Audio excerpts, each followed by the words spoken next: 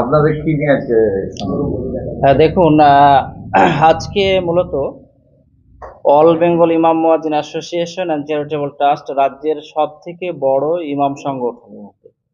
2010 সাল থেকে আমরা কাজ করি। রাজ্যের এই মুহূর্তে আমাদের প্রায় 60,000 ইমাম মুয়াজ্জিন আমাদের সঙ্গে আছে।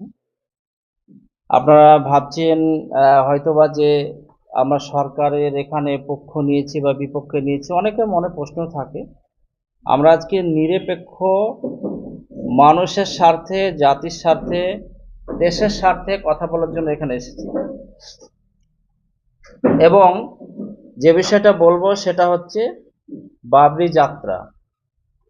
এর আগে আমরা এই মুর্শিদাবাদ থেকে জমিয়তে উলামা হিন্দের পক্ষ থেকে আমরা শুনেছি বাবরি মসজিদ নিয়ে অনেক কিছু বলা হয়েছে। আজকে আমরা একটা বিষয় নিয়ে বলবো, এবং আমরা এই বলার আগে আমরা রাজ্য কমিটির সঙ্গে আলোচনা করেছি। আমার এখানে জেলা কমিটির প্রেসিডেন্ট ওলিউল্লাহ সাহেব তিনি আছেন। সেটা হচ্ছে বাবরি বা হোক বা মসজিদ হয় একটা পবিত্র জিনিস। কোরআন হাদিসের সঙ্গে এর সম্পর্ক, নবীর সুন্নাহর সঙ্গে সম্পর্ক। যুগ যুগ ধরে ভারতবর্ষে আলেম ওলামারা যে নির্দেশনা দেয় সেই অনুপাতেই ধর্মীয় স্থান পরিচালিত হয়, সবকিছু হয়। হঠাৎ দেখছি যে রাজনৈতিক ব্যক্তির দ্বারাতে একটা কিছু হচ্ছে, এটা একটা বিতর্কিত একটা বিষয়। কিন্তু যে জিনিসটা ভারতের মুসলমান, বিশেষ করে মুর্শিদাবাদের মুসলমানদের বিরাট একটা ক্ষতি হতে চলেছে বলে আমরা বুদ্ধিজীবীরা মনে করছে, আমরা আলেমরা মনে করছি, সেটা হচ্ছে বাবরি যাত্রা।